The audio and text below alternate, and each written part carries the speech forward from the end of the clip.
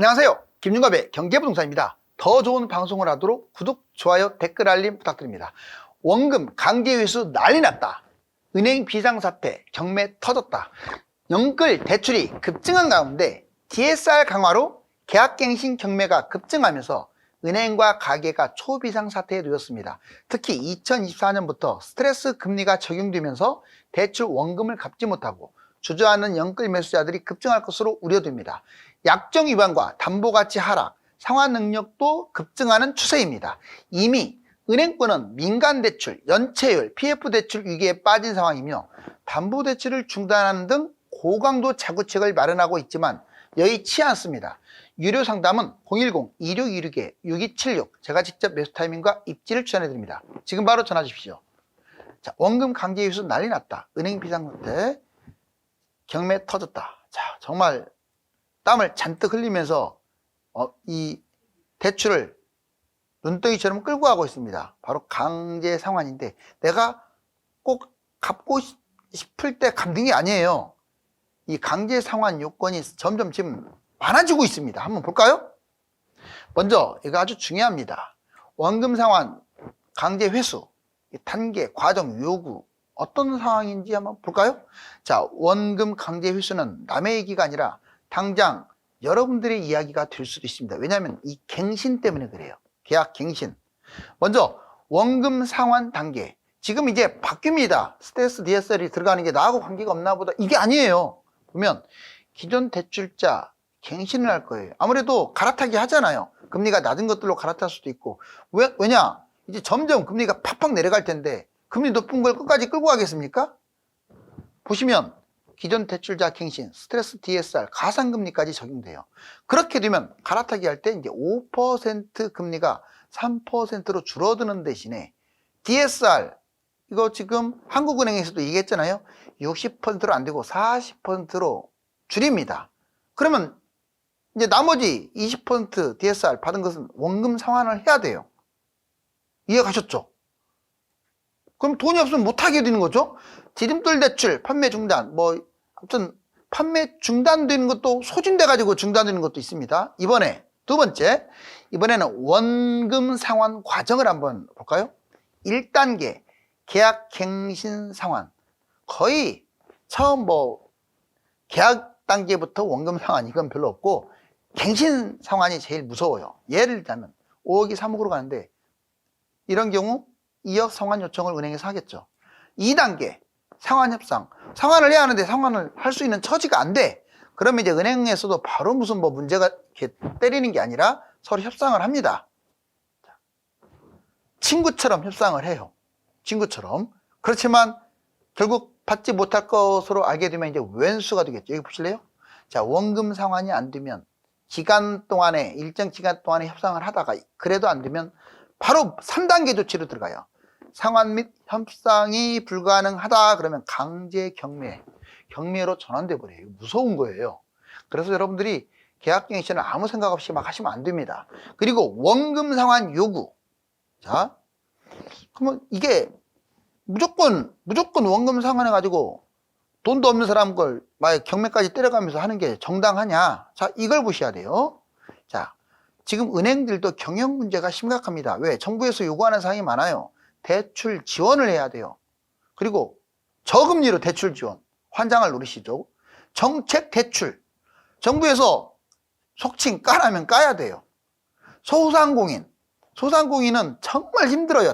다중채무자들도 많고. 돈 못 받는 것도 많은 울며 겨자 먹기로 빌려주는 거야. 바로 이런 문제들이 있기 때문에 은행도 이거의 손실을 어디선가는 만회를 해야 돼. 약관에 명시되어 있어요. 그리고 금리나 경제 변동 시에 강제 상환한다. 이게 분명히 큰 글씨도 아니야. 조그마한 글씨로 다양한 형태로 명시되어 있어요. 그리고 DSR 이제 40%로 맞추잖아요. 그리고 스트레스 DSR까지 적용되면 이제 가상금리까지 적용되면 어떻게 되겠습니까? 이제 상환 금액이 늘어나게 되고 상환을 못하면 파산 급증하게 되겠죠.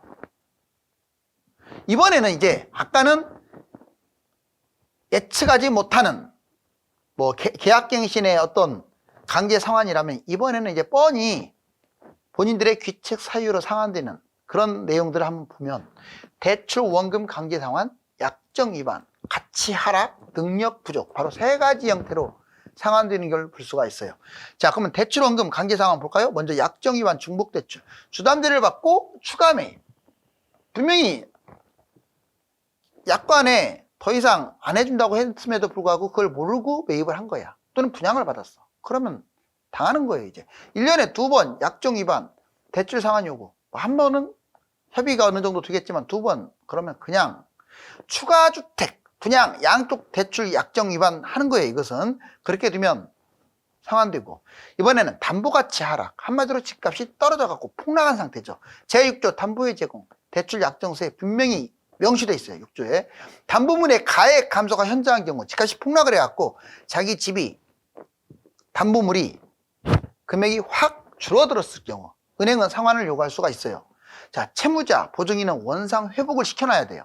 그리고 담보를 보충하거나 뭐 돈을 해서 빚을 갚거나 아니면 여러 가지 형태로, 그렇지 않으면 상환을 요구할 수가 있습니다. 상환 연체 능력 부족, 상환이 연체가 되거나 능력이 부족하게 되면 이자 1개월, 주택담보대출은 2개월까지는 지체를 해주는데 3개월부터는 그냥 때려버리죠.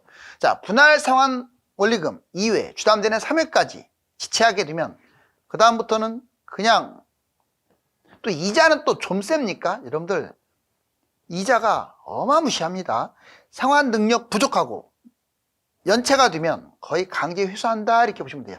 즉 이 세 가지 형태도 대출원금 강제 상환인데, 제가 왜 이 얘기를 오늘 꺼내냐면요, 지금 전체적으로 내년에 경제 회복되고 뭐 긍정적으로 갈 것으로는 보이지만 문제는 경제 침체에 빠질 수도 있다라는 또 이야기가 한쪽에서 크게 나오고 있거든요.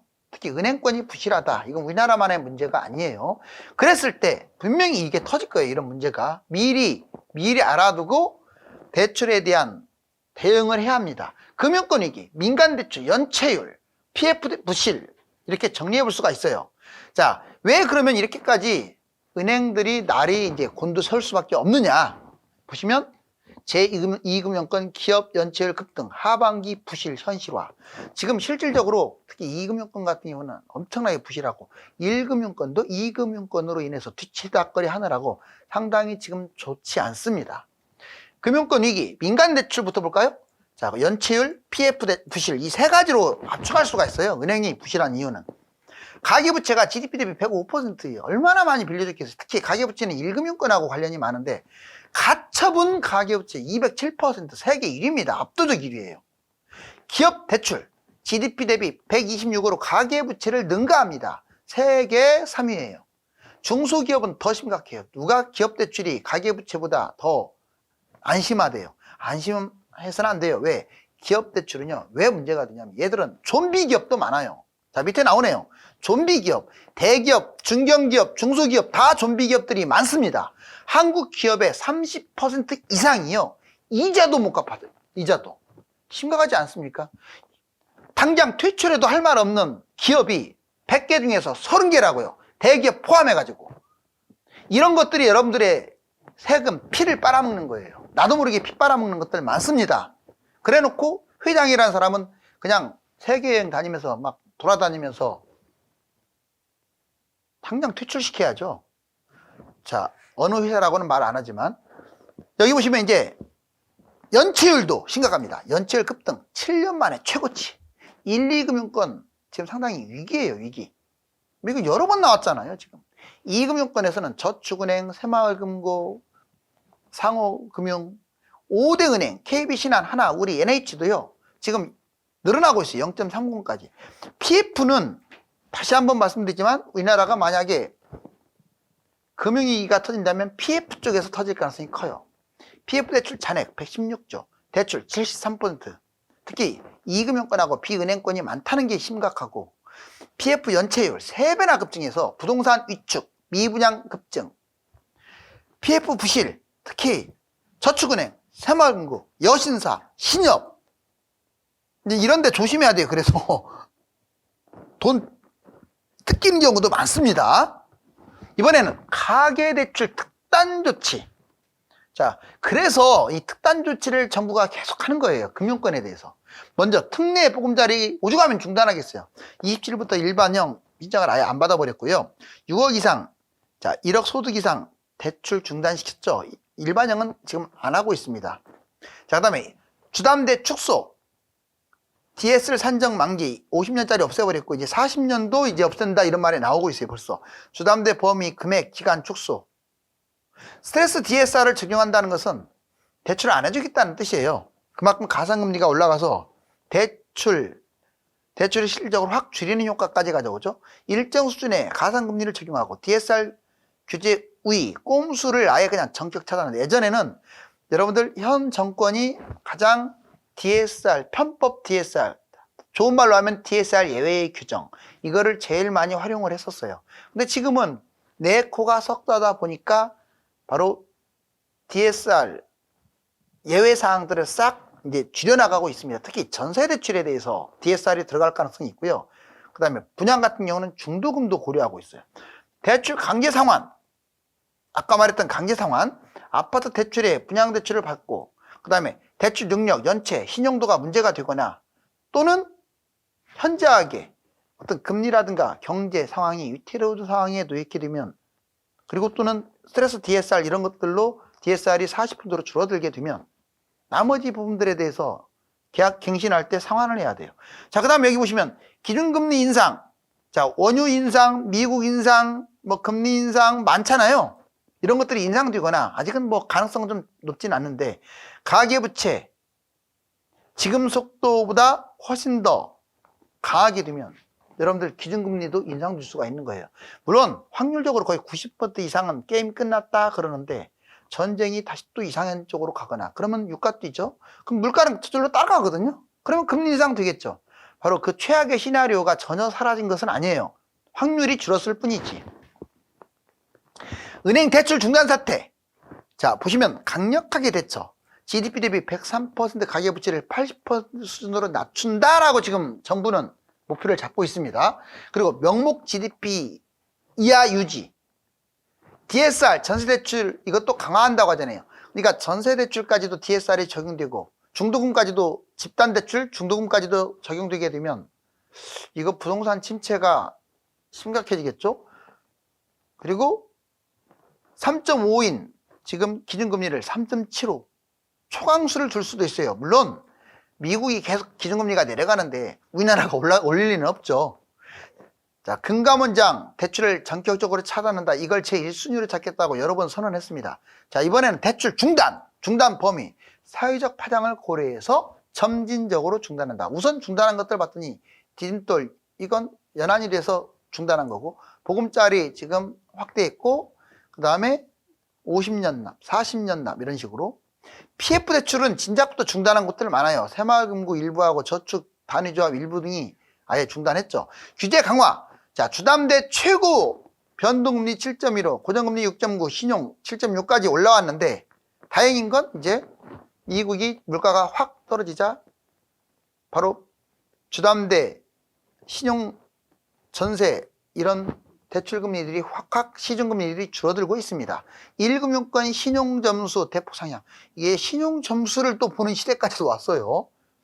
자, 무조건 DSR 비규제 지역이라고 지금 많이 해주고 그러지 않아요. 이제는 확 줄어들었죠. 내년이면 더 그럴 겁니다. 한국은행, 금통위, 금감원 다 모였네요. 자, 대출 대폭 축소한다. 이거를 1순위로 두고 있어요. 자, 신한, 우리은행, 오죽하면 이제 이것도 나옵니다. 주택담보대출, 물론 상품이긴 하지만 이게 줄어들고 있어요. 가계대출이 계속 늘자 은행권 일부 상품 한도 줄이거나 대출 중단. 자, 보면 신한은행 12월부터 다주택 주택담보대출을 최대 2억까지밖에 안 해줘요. 그전에는 마음대로 해줬죠. 허용하는 한도 내에서. 그 다음에 빌라 다세대 아파트, MCI, MCG 이거 아예 중단시켜버렸습니다. 전세, 신용, 분양, 집단대출 중단 이거 아주 확대하고 있죠. 지금 이건 이제 아직은 확정된 건 아니에요. 그 다음에 우리은행 주택 얘하고 좀 비슷해요. 자, 우리은행이 먼저 시작했죠. 그 다음 신한이 따라갔고 주택담보, 전세, 신용대출 기준 강화하고 12월부터 다주택 주택담보 최대 2억밖에 안 나옵니다. 그 다음에 가계대출 증가속도 늦추기 위해서 변경을 한 거죠. 자, 이전의 사례를 봤더니 그럼 과거에는 얼마나 심각하게 중단을 했을까? 전세대출 아예 중단, 가계대출 총량제까지 적용하고 한도도 완전히 소진된 상황에서 아무튼 전세대출 중단 사례가 있었습니다. 물론 한도 소진의 어떤 상황에서 중단된 것도 있지만 이번에 담보대출 중단, 아예 중단해버렸죠. 금액대별로, 물론 모든 걸 중단한 건 아니에요. 자, 아파트 금액별로 전격 대출 중단, 그 다음에 신용, 집단대출 중단, 분양이나 사업장별로 중단한 사례도 꽤 있습니다. 즉 무슨 얘기를 하려고 하냐면, 자, 지금 이렇게까지 강하게 할까요? 더 강한 것도 나왔잖아요. 지금은 부동산이 뭐 그만큼 뭐 거품이 심하고 이 차원이 아니라 가계부채가 심각해서 그래요. 아파트 매입 타이밍, 매입 시기, 자, 집값 상승 매입, 집값 하락 기다림, 폭등과 폭락 이렇게 가는데, 자, 이제 상승장의 매입 장단점을 보자고요. 너무 한쪽만 보면 안 돼요. 양쪽을 다 봐야 돼요. 자, 먼저 집값이 이제 올라갈 것이다. 장점, 하락보다 상승폭이 2배 이상 커. 이제 내가 상승을 해서 매입을 했어. 이 매입한 사람의 장점이 이렇다는 거예요. 하락보다는 상승폭이 더 큽니다. 자, 서울 전고점 회복 후에 서울 같은 경우는 신고가로 올라갈 가능성이 아주 높아요. 다만 단점, 하락하면 좀 더 많이 빠진 좋은 곳을 잡을 수 있는데 놓칠 수도 있죠. 그리고 지금 원하는 지역에 들어갈 수가 없습니다. 그렇죠? 자, 본인이 돈이 적다 보니까, 그 다음에 이번에는 집값 하락 기다렸어요. 자, 기다렸을 경우 장점, 똑같은 자본금으로 좋은 곳을 매입할 수 있죠. 집값이 내려간다면 더 떨어진 아파트 매입하여 차익이 더 높을 수가 있습니다. 그런데 무작정 기다렸을 때 단점, 상승을 하면 엄청난 투자 기회를 놓칩니다. 그것뿐만 아니라 화폐 가치, 집값 상승을 봤을 때 타격이 무지막지하게 커요. 즉 집값 상승해서 잠깐 빠졌다가 스트레스를 받았다가 올라가는 것보다 집값이 자 하락을 했는데 마냥 기다려가지고 집을 안 잡은 경우 집값이 뛰었을 때 그 데미지가 훨씬 크다 이거예요. 그래서 웬만하면 50대 이상은 무주택으로 가면 안 돼요. 지분이 있어야 돼요. 기본적으로. 폭등할 때 집값을 잡으라는 얘기가 아니라, 자, 집을 자꾸 샀다 팔았다 맨날 하기보다 그래도 지분 갖고 있으면서 투자를 생각하는 거예요. 폭등 하락 기간이 짧고 하락폭이 적어서 제가 보기에는 한 3, 4년 뛴다고 하더라도 막 날아갈 것 같지 않아요. 옛날처럼 4배, 5배. 2013년 대비 2021년은요, 집값이 4배 뛰었습니다. 서울 4배 뛰었어요. 근데 이번에는 그럴 것 같지는 않아요. 제 생각에. 그 다음에, 폭락이라는 것도 쉽지는 않아요. 반드시 경제위기가 와야 합니다. 경제위기 외에는 폭락은 오지 않아요. 그냥 하락. 뭐 몇 퍼센트 조금 떨어지는 정도. 그러니까 폭등도 어렵고 폭락도 어렵습니다. 자, 상승. 지금 흐름상 2, 3년 상승 확률이 하락 확률보다 좀 더 높아졌어요. 왜? 금리 때문에. 자, 하락. 확률은 낮지만 지금 계절적 또는 경제 불안, 금융 불안 요인이 좀 있죠. 자, 그런데 이거에 이제 하락했을 때 장점은 금융위기가 터지면 대박을 터뜨리는 거죠. 이해 가셨죠? 그렇다고 그 대박, 확률이 낮은 대박을 위해서 무작정 기다리는 것은 어리석을 수밖에 없어요. 정리해보면, 자, 그럼 나는 어떻게 해야 할 것인가? 제가 포지션을 알려드린 거예요. 장기적 유망 아파트 5가지. 어떤 게, 만약 지금 이제 올 겨울에 집값이 올라가서 겨울에 잡는 거하고, 그 다음에 또는 경제위기가 터졌어요, 진짜로. 그럼 터진 다음에 그 이후로 잡을 거 아닙니까? 그러니까 상승 직전에, 올라가기 직전에 잡든 아니면 금융위기가 터졌을 때 그 직전에 잡든, 자, 나름대로 폭락했을 때 뭘 잡아야 하느냐? 바로 강남 아파트, 고가 아파트를 잡아야 돼요. 돈도 안 되는데 어떻게 잡냐? 그럼 고가 아파트 잡으세요. 자기가 할 수 있는 최선은 그거예요. 강남 지역별로 비싼 아파트, 금액이 큰 만큼 많이 뛰니까. 그 다음에 재건축 재개발일수록 좋아요. 재건축 재개발은 새 아파트 가던 기대가 있죠. 다만 너무 외곽 쪽은 안 좋고 서울이라든가 경기 중심부가 좋겠죠. 원인 상승장의 새 아파트 기대감. 분양 아파트도 좋습니다. 대상 조건이 있어요. 서울하고 3기 신도시 한해서. 지방은 핵심. 기존 집값이 올라가면 새 아파트 선호 현상으로 분양 아파트 날개를 달겠죠. 그 다음에 하락폭이 큰 거 무조건 고점 대비 많이 빠지면 좋아요. 고점에서 많이 빠졌다는 얘기는 고점까지 갔을 만큼 좋은 아파트라는 뜻이에요. 역설적으로. 대상 20% 이상 회복 못한 아파트. 원인 하락폭이 큰 만큼 기대도 높아. 장기 상승 아파트. 뭐 강남, 한강, 서울, 신도시, GTX 이 5가지를 외워두면 되겠네요. 강남, 한강, 서울, 신도시, GTX 이 중에서 하나 잡으면 절대 후회 안 합니다. 원인 해외 대비 상위 아파트, 특히 우리나라 아파트 10%, 상위 10% 아파트는 해외에 비해서 쌀까요? 비쌀까요? GDP 대비 해외에 비해서 상위 10%는 우리나라 집값이 훨씬 쌉니다. 알았어요? 서울하고 경기도 평균이 비싸서 그렇지 상위는 싸요. 자, 뭐 강남이 저렇게 40억씩 가냐? 그거는 다른 나라 집값을 모르니까 하는 말이에요. 오히려 싸다고 했어요, 제가. 강남을 찬양한다는 뜻이 아니에요. 자, 이제 어렵게 받았는데 강제 상환되지 않게 여러분들이 노력을 좀 해야겠네요. 금융권 뉴스가 하루를 멀다 하고 터져나오고 있습니다. 부동산 문제로 인한 급락보다 금융권 부실이 부동산을 끌어내릴 것으로 보입니다. 감사합니다.